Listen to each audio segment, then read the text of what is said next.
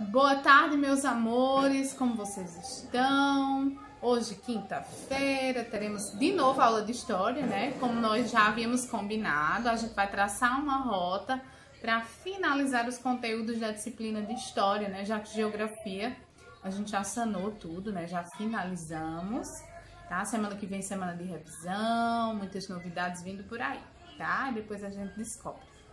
Vamos lá. Ontem a gente traçou uma rota sobre os transportes no Brasil, falamos de como é que era feito os transportes, né? O primeiro transporte, propriamente dito, foi criado pelos indígenas, que é a canoagem, que é a canoa.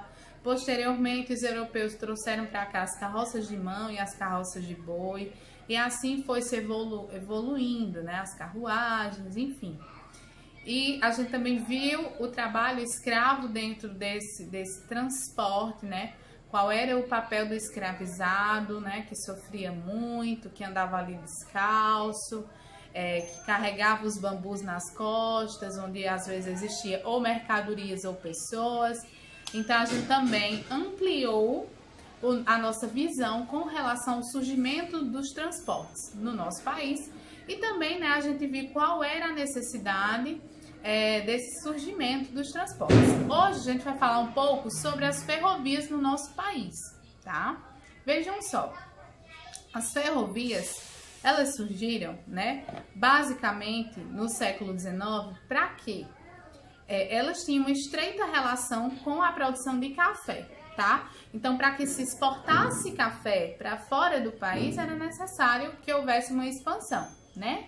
Assim como a produção de açúcar, que também foi uma atividade econômica importante no nosso país, a atividade cafeira, ela era destinada ao mercado externo, tá?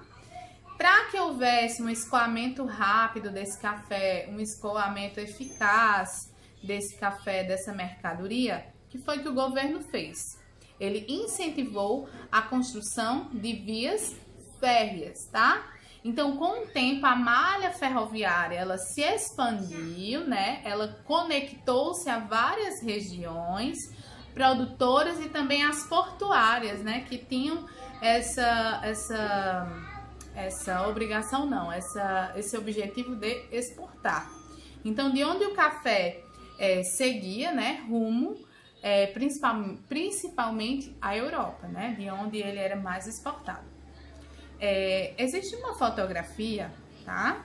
Aqui na página 34, vou mostrar para vocês, aqui ó, que demonstra a primeira locomotiva do Brasil, tá? O funcionamento dos motores desse tipo de locomotiva, gente, acontecia a vapor, tá? E também nos navios, nas indústrias da época, tudo funcionava a vapor. Então, os motores funcionavam também por meio da energia gerada pelo calor produzido da queima do carvão ou da ebulição da água, por exemplo. É só a gente pensar. Lembram do filme Titanic? Eu acho que vocês já assistiram com os pais de vocês. Onde existiam caldeiras, né? No térreo do Titanic. E lá eles colocavam carvão, né? Então, ele funcionava através do carvão. Tá bom? E aí, a gente tem esse pequeno textinho, né, que vocês vão fazer a leitura, que diz assim: há mais de 160 anos, diversas ferrovias foram construídas no Brasil. A intenção era fazer com que alguns produtos, como o café, né, que eu já mencionei, chegassem aos portos com mais rapidez, de onde seriam enviados para outros países. Naquela época, as ferrovias se tornaram as principais vias de transporte de mercadorias no nosso país, tá bom? Gente, aí aqui embaixo tem aqui um país de rodovias, que vai falar um pouco sobre o uso das ferrovias, tá? Gente, o uso das ferrovias, ele representa uma opção, tá, do governo brasileiro no século XX, que repercutiu muito, né, por ser sentidas até hoje, né? Uma vez que maior parte do nosso transporte de cargas e também de pessoas acontece por meio de quem? Das ferrovias, tá? Então, o economista tem um economista chamado Jorge Luiz Alves Natal, ele vai explicar que as ferrovias que até então cumpriam esse papel não mais atendiam às novas necessidades do país que crescia e se tornava urbano e industrial, né? Enfim, apesar de ter menor custo de sua construção, a opção de se construir novas ferrovias, tá? Trouxe alguns problemas para o país, né? Na época eu acredito que o nosso presidente era Juscelino Kubitschek, que um dia vocês vão estudar ou já estudaram, tá? Essa opção teve alguns problemas para o país. Eu vou ler, gente, uma citação desse economista Jorge Luiz Alves Natal. Ele vai explicar muito bem o que acontecia na época. Vejam só. Dada a inadequação das vias ferroviárias, observou-se então a emergência de um novo padrão de transportes, o rodoviarismo automobilismo. Ele visou superar a natureza insular de nossa economia, isto é, integrar as diferentes regiões entre si, bem como reduzir as consequências de ocupação dispersas também dentro de cada região econômica. Isso se justifica tanto pela dificuldade de reestruturar aquelas vias férreas completamente voltadas para o exterior, né? Então, as vias férreas eram voltadas para transportar mercadorias para o exterior. Então, precisava se resolver esse problema, né?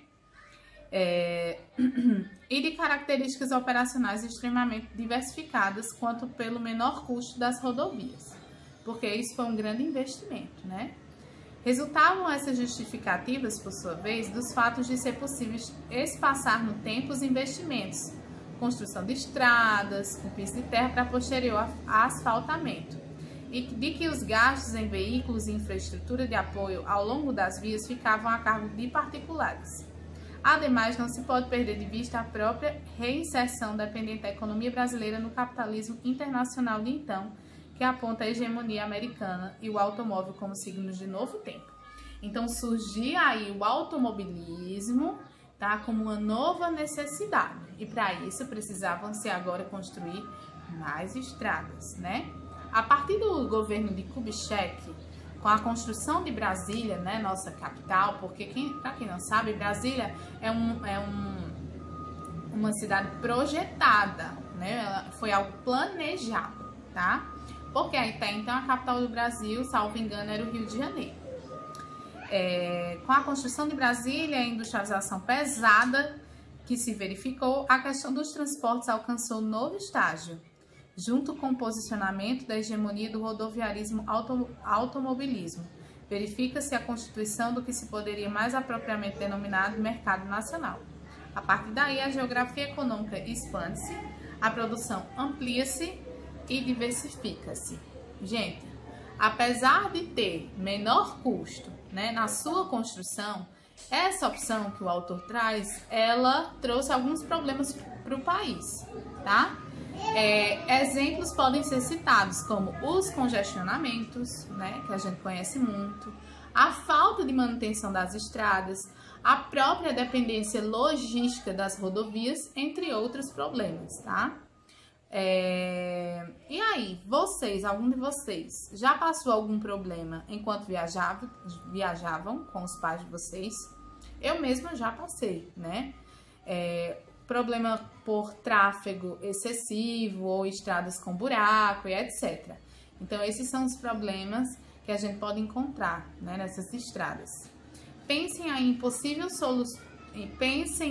possíveis soluções, para problemas como esse, tá? Será que a gente poderia utilizar outras vias, né? Além dessa via térrea, essa via ferroviária? A gente pode pensar sobre isso, né?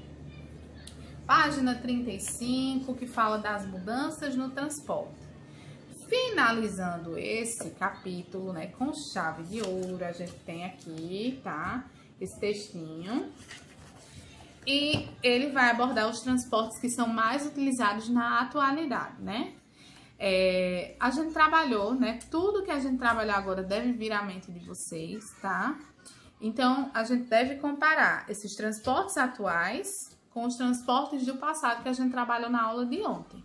Então, uma das mudanças mais radicais, gente, que a gente pode exemplificar, refere-se ao do combustível fóssil, né? O petróleo, né? Então, o petróleo é o combustível mais utilizado e proporciona muito mais eficácia e velocidade aos transportes, né? Mas existem dificuldades que são enfrentadas por muitas pessoas no uso dos transportes públicos, como a superlotação, né, e os congestionamentos. Então, tem uma atividade logo embaixo, e na terceira atividade, vocês devem imaginar, nessa questão 3, como serão os meios de transporte no futuro. Então, vocês vão descrever como esses transportes funcionariam, como seriam conduzidos, o que transportariam e que impactos teriam no ambiente. Então, se a gente tivesse em sala de aula, eu ia expor todos esses trabalhos de vocês. Mas vocês vão fazer isso no caderno e vocês também podem ilustrar esse meio de transporte para o futuro, tá? E vamos fazer a leitura da página 35, ok, pessoal?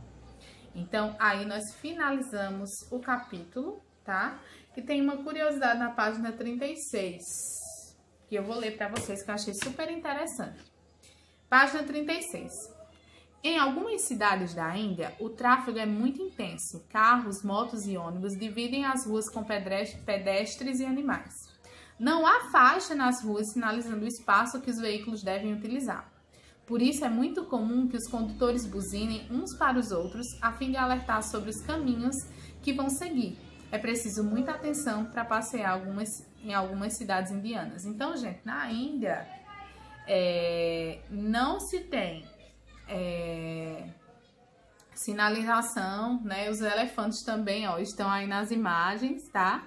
E diz assim: tráfego na cidade indiana de Jaipur, onde se destacam os elefantes e os triciclos tuk-tuk.